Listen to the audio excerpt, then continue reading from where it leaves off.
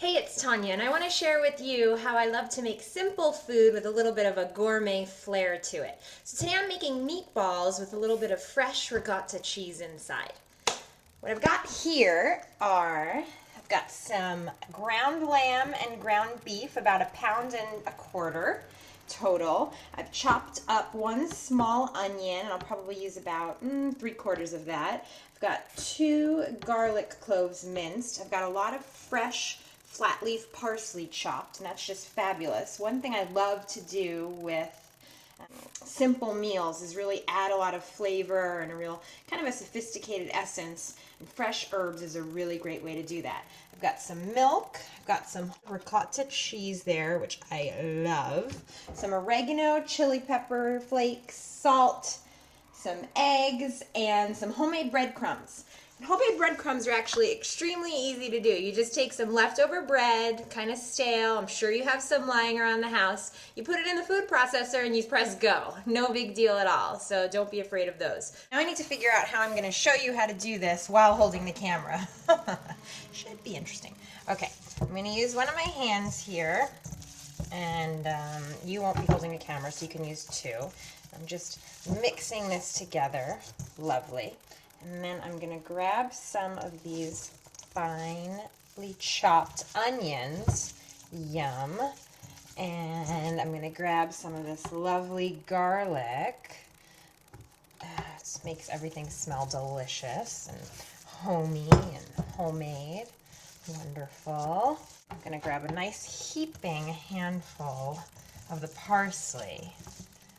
I'm going to put this camera down so that I can add the salt, oregano, and red chili pepper flakes. I'm now taking 2 eggs with a little bit of whole milk, and I'm just going to pour it in, but I'm not going to put all of it because I want to make sure to not overdo it. It's really important. And again, you know how I like to get my hands dirty while I cook, so just use your hands. There's some things where you can be a little prissier in the kitchen, but meatballs are not one of them. I'm now going to add this lovely ricotta. And one of the things about cooking simply but a little bit gourmet is to really use good ingredients when you can find them. And so if you find a nice ricotta, a lot of places like specialty markets will sell a lovely ricotta that was made there. That's what I like to use. To be honest, people don't expect, ricotta in their meatball. I like to do it at home because it's a little special.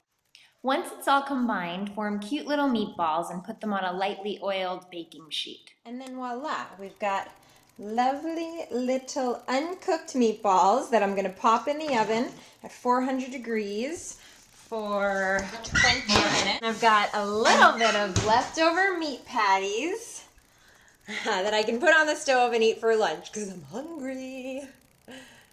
20 minutes later and my meatballs are out of the oven. I flip them halfway to get them brown on both sides, and I now put them into a heavy bottomed pan because about an hour before my guests come, I'm going to add some crushed tomatoes with the juices to that pan, and I'm going to put it into the oven for about an hour to braise. How easy is that? I love stuff that I can do ahead of time and then not worry about at the last minute.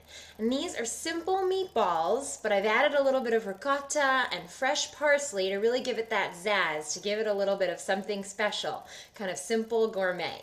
So it's about an hour before my friend is coming over for dinner, and I've got my meatballs, and I've got a can of whole tomatoes, and I'm going to use my fingers to crush them.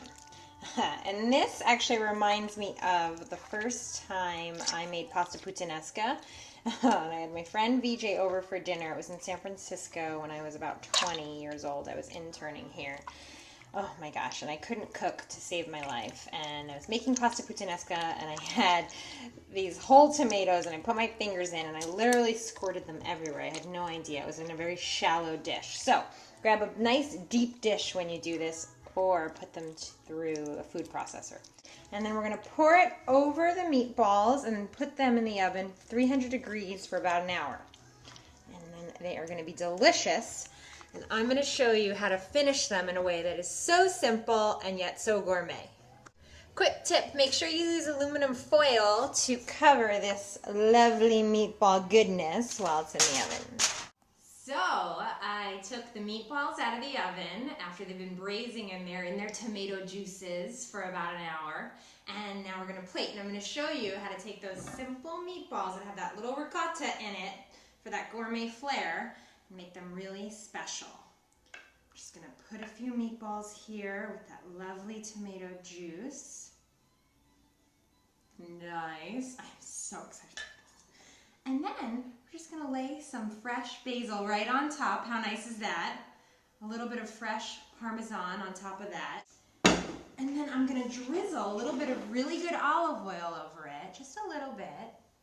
And I'll tell you what, that's gourmet at home. It's little things like that that help you to make a really special meal at home. And then I've got a really nice bread that I picked up from a local market. Really good, rich butter. So we're gonna eat. We've also got Brussels sprouts that I did in a butter sage sauce. I kind of browned the butter, added the sage, and then added some gnocchi just for fun. And we are gonna have a nice meal. This like steam is coming up. And of course red wine. So enjoy.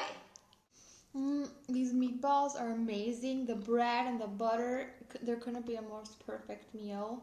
I feel so lucky. Thanks, Tanya.